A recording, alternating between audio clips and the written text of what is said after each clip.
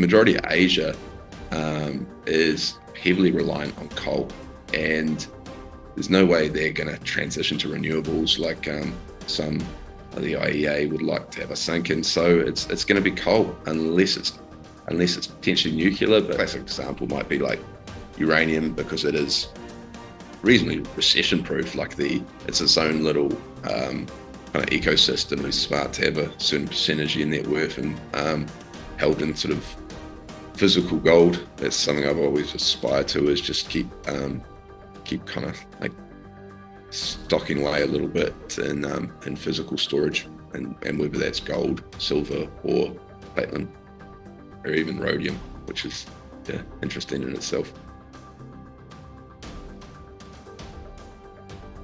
Hey guys, I'm Danny. I'm a data scientist, and you're watching Capital Cosm. Today we have the one and only Trader Ferg back on the show for the umpteenth time. Who knows? I think I've had you on for like 1,000,000 times so far now, Ferg. But it's always enjoyable, always insightful to have you on. So thank you so much for making the trip. Thank you for having me back on, Danny. Always love being here and love chatting. Yeah, definitely. And before we get started, guys, I'd like to remind you, if you're getting value out of these videos, please consider helping us out in whichever way possible, whether that's a like, a subscribe, or looking into our Substack, becoming a member to our Substack. It's newly launched, but you get exclusive sections of each interview that you won't find on YouTube. So for the full Capital Cosm experience and more, be sure to check out our Substack. Link to that is in the comments down below, the pinned comment down below, as well as the description box of this video. All right, Ferg, well, let's just dive right in. There's lots of things ongoing in the macro scene and the investing scene. I'll let you steer the ship whichever way you want to take it. What's front and center for you right now? What's top of radar? What's top of mind? What are you looking at most prominently at the moment? For me, it's still, I'm just obsessed with finding little situations in the market where someone's doing something dumb, like spinning something out for non-economic reasons. Banks are dumping something because they don't want it on their balance sheet. I just don't want to miss any of them. So at the moment, even when I woke up this morning, I was just catching up on seeing New Hope's angling for some Anglo-Americans coal assets. So for those that don't know, Anglo's kind of trying to get everything off its book apart from what it deems sort of transition metals or green metals, and so they're trying to get all the coal off their books. They're even trying to get their platinum assets off their books, and I'm trying to work out whose hands they're going to end up in, and hopefully it's cheap enough that be pretty damn attractive. It's kind of the playbook that I've done again and again and again, hunting out sort of spin outs that are unloved in sectors I like.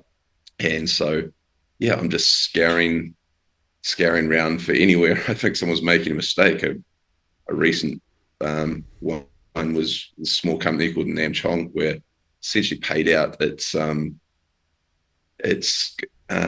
creditors in equity, and they immediately dumped it on it trying to relist, and so it just got driven right into the ground. And did a similar thing with Lyman offshore a few years ago, and when I can find a place that I just think someone's making a mistake, it just makes the game so much easier. So that's what I'm really focused on at the moment, try not to miss these. And so, yeah, where those Anglo assets end up, whether there's a few players that potentially pick them up. You got like the likes of New Hope, you got the likes of Yarn Coal, the platinum side of it, how cheap are they going to get? And then, there's some others, even in Indonesia, that surprised me. There's Adaro Energy is talking of going green and spinning out its coal. So, lots of stuff that's on my radar, and just crazy value still. So how do you find these companies, Trader Ferg? I don't know why I just called you Trader Ferg. But how do you find these companies? So there's millions of companies out there. How do you hone in on specific companies and identify opportunities like this? So my first metric is generally hunting out like a hated chart. I'm not much of a technician, but I do love that chart.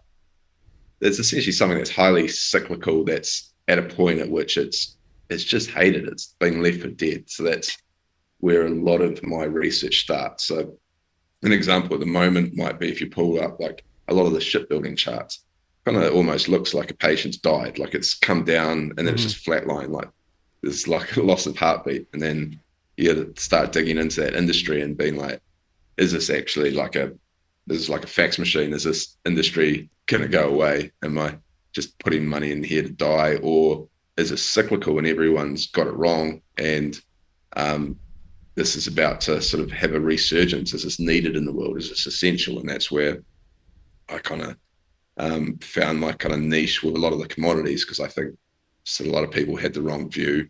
Originally, I was kind of first got known with uranium, I guess, when it was early days there, and then I've kind of since moved on more to well, then it was coal, and now it's more recently been oil, PGMs, and shipbuilding is where I've kind of been hanging out. And so, yeah, it's just been early to places people still hate, and and that's where the real asymmetry lies, where everyone's decided something's dead, and you can pick up often consolidated, often having gone bankrupt and cleaned up a whole lot of debt and poor contracts, and the companies are in a really lean, good position for moving forward. And yet everyone's lost so much money, and got so much hate for them, no one wants to even look at them. And so, yeah, that's my sweet spot for kind of hunting. And yeah, it starts with the charts and then turns into more kind of like industry based, like is this industry what's the supply demand, where does it currently stand? Because a problem with this approach is similar to like the idea of uranium. It's fine to kind of identify that it will change, but that can be a long time coming. So you can, yeah, be sitting around waiting for things to inflect for a number of years, which can be painful. Yeah, you So make a yeah, good that's just a point. quick. There is a fine line between cyclicality and just a dying industry, like the fax machine. Mm. So, how do you traverse that fine line with something like coal? You know, with all the narrative that we hear about coal, all the hate that comes with it. Maybe that's a good thing, right? As a contrarian, but how do you reconcile with some of the stuff that you hear about natural gas replacing coal because of its cleaner aspect relative to coal? Uh, how do you? What's the how did you come to that conclusion that coal was still a an asymmetric bet to play? Yeah, so coal, I find coal, so you obviously split it between met and thermal. So I'll just stick with thermal for this question because that's an easy one to answer. Is it's just we have quite a Western centric view with markets a lot of the time. And so a lot of the charts that were doing the rounds were look coal's in terminal decline, and they were generally European and US charts. And yeah, coal has been in a steady decline there, but that's just a fraction of the world. Is well, if you're talking OECD, you're talking 1.3, 1.6 billion people. Leaves another 6.5 billion in their they're trying to increase their living standards, and they don't have access to like the likes of like the US kind of natural gas. The majority of Asia is heavily reliant on coal, and there's no way they're going to transition to renewables like some of the IEA would like to have a sink in. So it's going to be coal unless it's potentially nuclear, but nuclear with a build out time, you can see that that's not in the pipeline. Obviously, China's making good inroads now, but I've always kind of observed that I have an inherent hedge within my portfolio because nuclear is what the world should be doing, and coal's the sort of the break the glass fallback when you're not doing it, and it's just how you keep up with how you keep your economy growing and keep up with your population's demand for energy. And there is a lot of demand for energy without the throughout the developing world. Are they're going to add sort of 2 billion people, and so even if you assume by 2050, so even if you assume that their low consumption of energy versus the West remains where it is, like for example, in the West, we consume, if you're going to put it in barrel terms, we consume 12, 13 barrels per person per year, whereas in developing countries, they're stuck on about 3 at the moment. And so if you hold that status quo and add 2 billion people, then that's adding about 50% to the energy system. Whereas if you assume that they're going to increase their living standards and bump that up to 4 barrels per person, then that's another about 50% on the energy system. So, and that all that power generation's got to come from somewhere. And for me, wind and solar make no sense at scale. There is certain places where solar probably doesn't make sense. If you've got a lot of desert, you've got big populations close to the desert, then sure, that can make some sense. But at scale across all of Asia and the rest of the world, honestly, it doesn't make any sense. And so coal is going to keep surprising to the upside. And at the same time, no one wants to invest in it. I was even surprised with Adaro, which I just mentioned before, this big Indonesian thermal coal player, that the Indonesians were the last that cared about kind of cutting the investment for their thermal business and going green. But now I've been proven wrong. Now that they're trying to spin it out and they're saying they won't invest in that anymore. So nothing better than an industry that everyone thinks is going away, and yet every year demand keeps surprising to the upside, and there's no investment going into the supply side. And so yeah, that's a quick overview. Dig down to it even more if you want, but yeah. Yeah, I guess the polar opposite of coal right now is, one would say solar energy and wind energy, blah, blah, blah. But, the realistic baseload energy that's could be considered the polar opposite of coal is nuclear power. And you mentioned your history with uranium. I know for a fact that, from just based off of our previous interviews, that uranium was a big chunk of your portfolio. Didn't necessarily start that way, but it soon became a big chunk of your portfolio as we, saw the previous big leg up in uranium stocks. What is your current view of uranium? Has it lost its asymmetry? Do you still see it in the same, probably not in the same favorable light, but do you still see it in a favorable light as you did before? Um, Yeah, it's saying it lost all its asymmetry. It's obviously gained a bit of it back with the recent price action, Yeah. pulling back considerably. So yeah, if I was on zero uranium, I'd definitely be considering getting some exposure again with how far it pulled back. But no, I haven't added to any of my uranium positions in years. Yeah, I think the last of my serious buying in uranium was back in 21. I just I just moved on, seeing more. Again, if you can just always picture that kind of bottom crawling chart, just trying to get involved just as it's kind of showing first signs of life, so it's starting to break out. That's where the real asymmetry lies. And then where it gets more difficult is how long to ride it, and that's where I'm still heavily invested in uranium, and I want to see certain signals hit. So I want to see utilities come to the table and contract um, at least replacement, like 180 million pounds, if not over contract as they have historically. Like historically, they over contracted at least kind of 30-40%.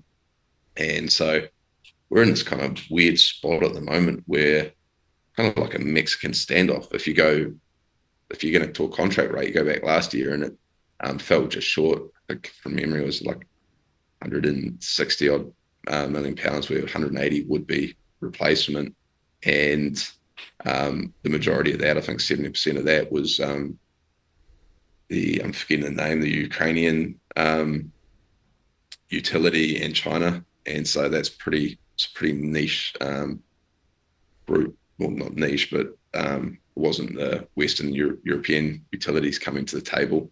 And so then you come to this year, and compared to 23, it's been it's only like 30 million pounds in the first, I think it's the first half, and so that was down 70% from 2023, and so it's actually almost like record low contracting.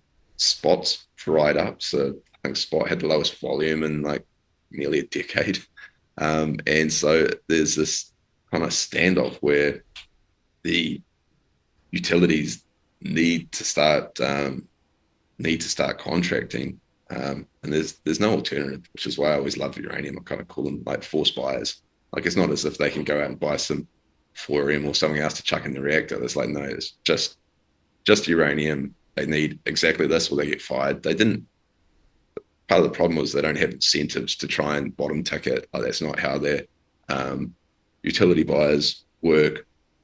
But they are going to have to. They are going to have to buy if they want to keep their jobs. Like it's the having enough to keep the reactor on is ultimately the main goal when you've got billions of capital in that, and uranium's a relatively small input, like sort of sub 10% its input.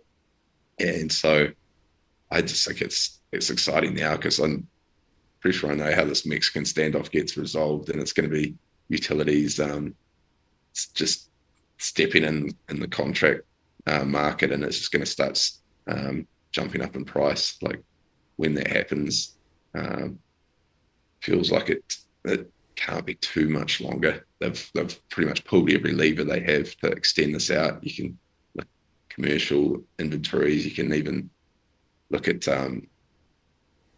even even likes of Kazatomprom, like the ones that were always supposed to be they were always the boogeyman and about to flood the market. They've even worked through their own inventories, and so everyone's just at a record low. So it's it's exciting times, and I expect really good things out of the sector over the next year or two. Yeah, and so when you look at these commodities, these energy stocks, you know, in these commodity super cycles, they don't all go up at the same time. My good friend Kevin Mm. Wadsworth from North Star Bad Charts, he kind of like paints a picture of like a popcorn kettle. You know, you might have Mm. gold pop off, and then you might have oil pop off, and then you might have uranium pop off, and then natural gas. So it's not like they're all synchronistic. So how do you take that into account to, you know, in terms of when you exit a position? Because I think a lot of folks, you know, when they're looking at this commodity play, you know, they tend to just view commodities as a one big homogenous stew. But point of fact, you know, there is, you know, they do have similarities with one another, but historically speaking, they have their ebbs and falls in quite independent fashion, in somewhat independent fashion. They're not totally, you know, tracking with one another. So how do you reconcile that? Yeah, well, the way I reconcile that is starters not trying to be too smart with any one commodity. I've heard that so many times now where like a good example is uranium was the place to be in the sort of the ramp up in 2020, 2021. And people said, oh, why am I holding these bloody coal stocks? They never do anything. And then uranium went on to do nothing, and coal went vertical on the back of the Russian invasion.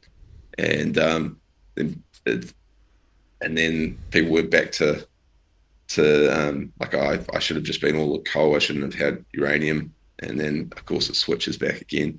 It's just as you say, a lot of these can run on really their own fundamentals. And so the way I approach it is just have a basket. I've never been confident enough to have I know some people like just to focus on one sector and go all in, and I prefer just to have a split. Like I've often talked about having a split of kind of like um, a quarter coal, a quarter oil, quarter uranium, and a quarter sort of split between the likes of tin and PGMs, maybe a bit of gold, and that's just um, that's just to position myself with a whole lot of stuff that I love the upside, and I'm not smart enough to work out which is going to go when.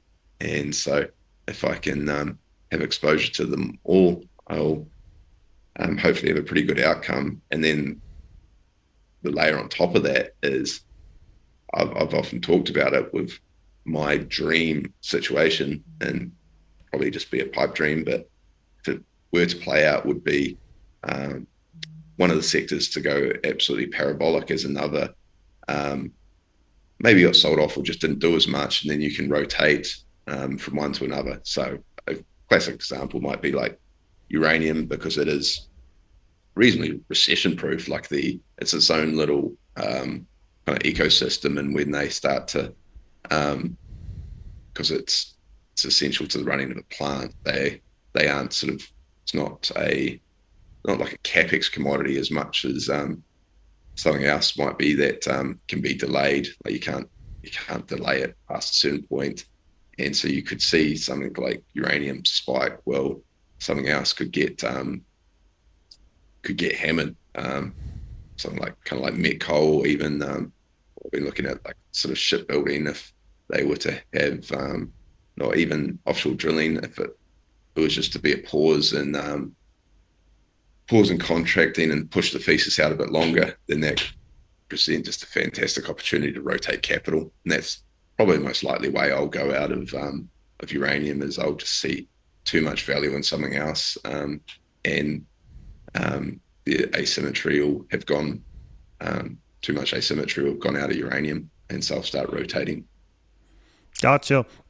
Now, last time we spoke, you were starting to dip your toe into the gold and silver space. I Mm-hmm. want to get an update on you on that front. What's changed in your mind, if anything, about your view of gold and silver since we last spoke about 2 or 3 months ago? Not a lot. I like it a lot. I think there's going to be great returns there. I just find it hard to play. I don't particularly like jumping into miners. I'm far more comfortable um, going after small businesses that I know are cyclical and have a lot of hard assets. Ideally, went for a bankruptcy. So that's what I struggle with the most with gold and silver, is finding a good angle. I do have a bit of gold exposure, but it's nothing compared to my energy exposure, and that's just a function of finding it hard to apply. Maybe I get tempted into more gold miners in the future if the value gap gets large enough. I know Rosenswag, Go Rosen, just released a great piece saying that gold miners are the cheapest they've been in decades, and so yeah, I do see the value there. I just find it hard to kind of apply that trade, other than just probably smart to have a certain percentage of your net worth and held in sort of physical gold. That's something I've always aspired to, is just keep kind of like stocking away a little bit in physical storage, and whether that's gold, silver, or platinum, or even rhodium, which is, yeah, interesting in itself. Hey guys, quick pause. I won't take too much of your time, but if you're looking to add into your gold and silver stack, please consider Miles Franklin. More specifically, email them, info@milesfranklin.com, and tell them that Capital Cosmos sent you in the subject line to unlock special pricing that you won't find on the website. In the unlikely event that you don't like the prices, you could always not buy. There's no commitment necessary, but I do recommend Miles Franklin for a number of reasons. The customer support is top notch, the prices are great, and I know the people there. Great people all around. So with all that said, let's get back to the video. Thanks, guys. Why is it interesting? So rhodium's been something I've been pretty obsessed with, and the fact that it's obviously super precious. It's like even kind of at the top of the stack for rarity. It's The majority of it comes from South Africa, which has got all its own issues, and yet it's got a pretty singular use case in catalytic converters, which the world's kind of forward are going away because we're supposedly moving to 100% electric vehicles. Yet, if you dig into the numbers, the highest uptake's actually hybrids. and hybrids with the back and forth between the internal combustion engine and the battery, because you're constantly kind of cold starting the internal combustion engine, which is when the most emissions are created. You actually need more catalytic converter, so it's about 10% more, and so it's actually driving up demand for PGMs, in particular rhodium, which is the most scarce, and that's where we come back to the fact that it's got a pretty decent supply deficit moving forward, and it's got um, this demand profile, which I think no one's really everyone's underestimating. And this, if anyone brings up a historical chart of rhodium, it does crazy things. It's the most one of the most cyclical metals I've ever seen, and it's damn hard to get exposure to as well. Like, if you want to get exposure to it physically, you're often paying north of 15% premium, and they don't let you transfer it between physical storage. So I've never sold it, so but I'm assuming you probably get haircut 15% on the way out as well. So it makes the maths pretty awful for so yeah, you can get exposure to it via South African miners, which is they're interested in their own right. And yeah, I'm still working on getting exposure to it via the physical. Gotcha. What would you say out of all of the sectors you're invested in, which sector has the highest probability of being wrong? Which one do you have the highest probability of being wrong with? In other words, what is kind of like your lowest conviction play right now in your portfolio? That's a good question. Um, Probably my lowest conviction play in my portfolio. Um, Or which one has the lowest probability of playing out the way you see it? just thinking which would be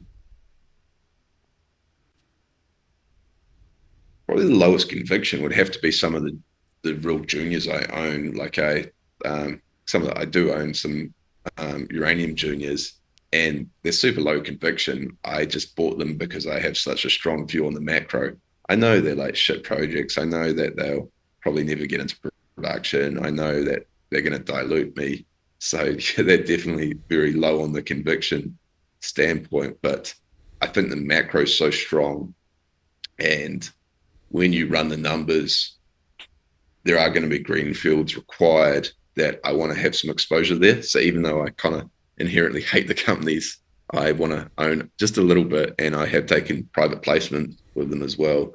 And so it's yeah, it's definitely the biggest allocation to something that I think is just a shit company.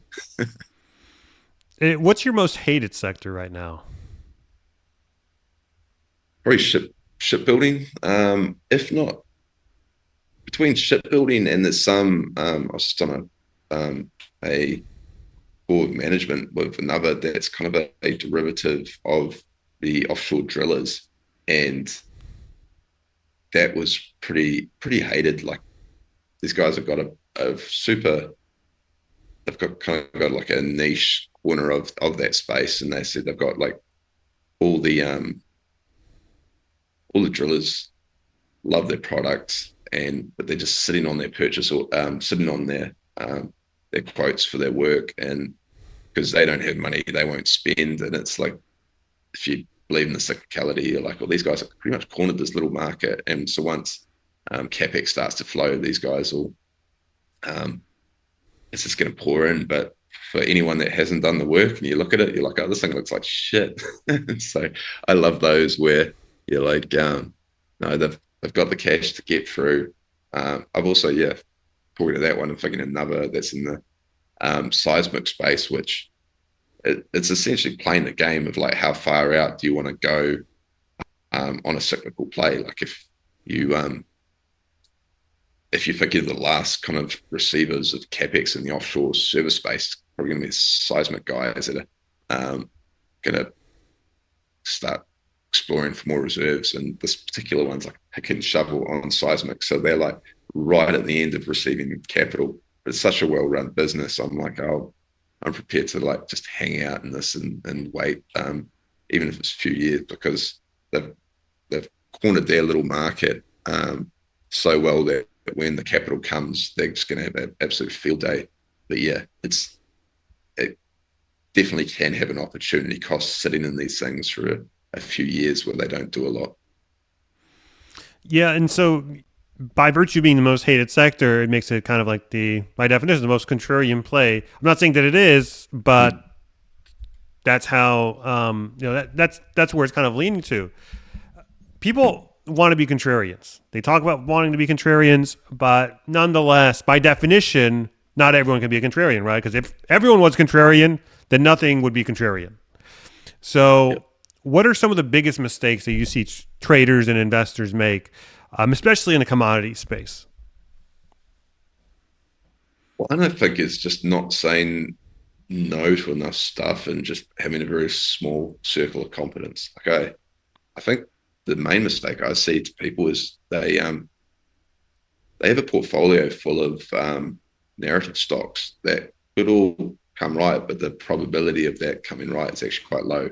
And so this is the person that's probably got involved in commodities and ended up with a whole lot of like junior to mid-tier miners that all tell a great story of where their supply demand is, and then they're not looking at shares outstanding. So the stock might look like it's just hugging the bottom, but really they're just getting diluted into the ground, and they just wonder why their portfolio is not going anywhere, and ultimately get pretty damn frustrated and kind of exit the space, even though the space has actually done well and the commodities done well. They just position completely wrong. Like a good example is like uranium. Like for all the returns in uranium, there's like a group of people that went into juniors and have just experienced none of the fruits of the space doing well and have just been diluted into the ground and are pretty damn angry. Like there's a few I know that are just throwing around capitals, messages and all in caps, just so angry at the space when everyone talks of how good the upside's been. And yeah, they're obviously just been diluted into the ground and were probably entered at the wrong time as well.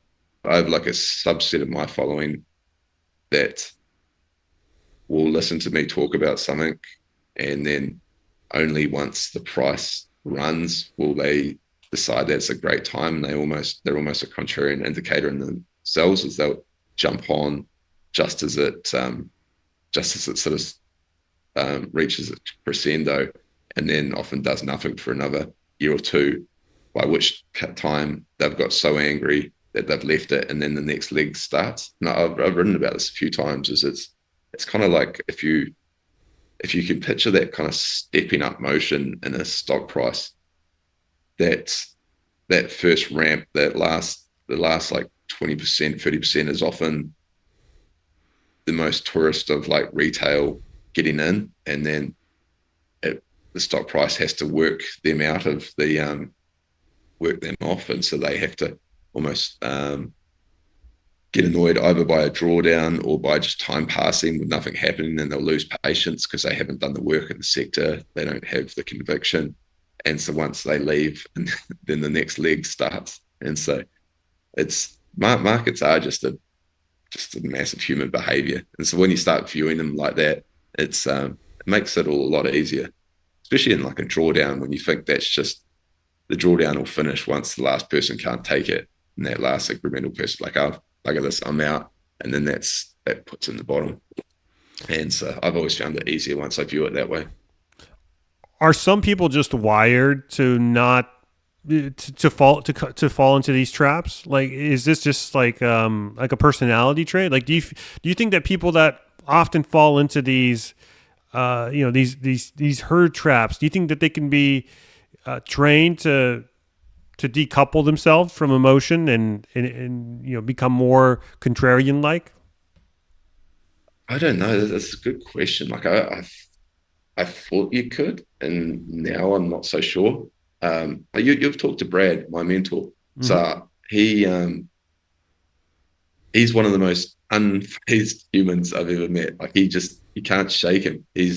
And I thought I definitely have that trait. Like I'm not very emotional about money. Like I don't even really mind it all fluctuating around. I'm just always quite deadpan with my emotions. I always have been. And yeah, he's even more extreme that way. And I don't even think about it until like sometimes I talk to some people and they're like, oh God, like I'm so stressed and I'm getting so like worked up about this. And I was like, oh yeah, it's annoying, but I don't feel stressed or worked up about it. So I don't know if you how much you can impact that. You can obviously dial down your emotions by knowing enough about the sector. Like if we're what I just ran through before with uranium, like I'm fine with the drawdown because I know damn well where um, the whole fundamental case is going. If you chuck me into something like lithium and I was having this drawdown, I'd be panicking because I don't really I don't see where the demand. I don't know if lithium is going to be the ultimate winner of the battery chemistry. I can see still so much capex coming down the pipeline, and so to me that says there's going to be a lot more consolidation, a lot more pain in the sector. And so yeah, I guess to answer your question, I don't know if you can really train just emotional objectiveness, but you definitely can do the work to have the conviction to see yourself through volatility. What about through position sizing? Can't that have a Yeah, tamping down effect? I mean, obviously, yeah, if you're that's like all in on one stock or like on one sector, that's going to make you a lot more emotional versus if you got modest position sizes, which can kind of give you a psychological edge in the process, right? 100%. So yeah, position sizing is like the least talked about, most important thing.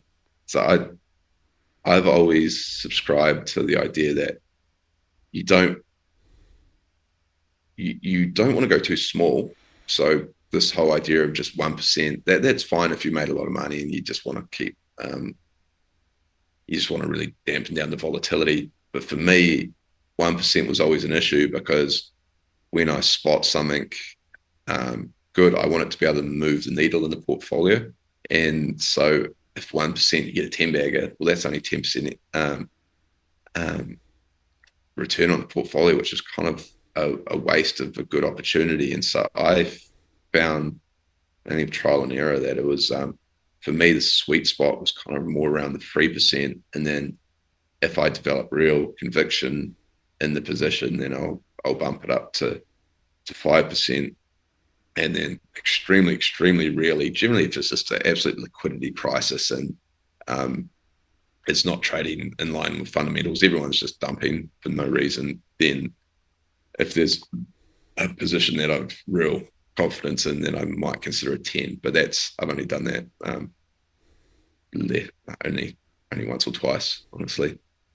And so yeah, I think the real sweet spot is that 3% because it's still if you completely stuff it up, doesn't it's it hurts, but it's not that bad. 3% I can deal with, and yet if you really smack it out park like a 10 bagger on 3%, that's third to your portfolio. That's moving the needle, and obviously on 5%, then it's really moving the needle. And so um, yeah, I think that's and also the way you actually get into the position as well is kind of key with that percent. Like I often just start with a percent straight out. Once I like it, I buy it, and then the next one I'm trying to get in on volatility. I'm putting a limited order, maybe 15% below. Like it, I always love the observation that Brad had when I was like, when we first started mentoring, I was like, should I be using stop losses? And he's just said, little stop losses make you short volatility. Like you're literally saying if there's too much vol, I'm out. And you really want to be on the other side of that. And so when you kind of flip that on its head, you just always want to be long volatility, in which you want to have like a limit order at the point at which someone else is panicking, coming back to this whole sort of mass markets and mass psychology. There's enough people that'll probably panic around the 15 to 20% drawdown, and then it bounces back. So you want to kind of have a limit order in that vicinity. And so I often kind of maybe start with a percent or two and then build the rest up to 5% with that kind of strategy. Very rarely do I ever just say, okay, I'm putting 5% on. Like it would have to be a scenario in which, similar to what I started with, like a kind of like a relisting or a absolute dumping off the back of what I talked about in Namchong with the bank just saying like, screw it, I don't want to own this thing. Like you've paid me in equity, I'm going to dump this all on the market open. Hey, where can people find you, Ferg? On my Substack, so just traderferg.com is where 95% of my work is now. I don't do much on Twitter anymore. I do send out a weekly free email that's just a collection of favorite article, charts, podcasts, graphs, something I'm pondering. So yeah, if you want that, then you can head over and sign up. Awesome. Well, we'll put the link to all that down below to your Substack. And we'll also have the link to our Substack down below as well. Be sure to check it out to get the full experience of this interview. The conversation of this interview continues after this. So if you be sure to check out our Substack. Link to that is down below.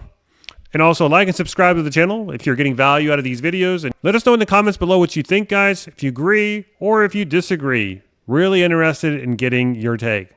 So with all that said, thanks so much for watching. Bye, y'all. Thanks for having me on. Too many people spend way too much time on like the broad macro, which is really tough. Like once you get into economist speak, pretty much not making any money off that. It's too hard. But the sector macro, like kind of like we'll talk about with uranium, like where demand stands, where supply stands, what are moving those two. That I find fascinating. I spend a lot of time on that.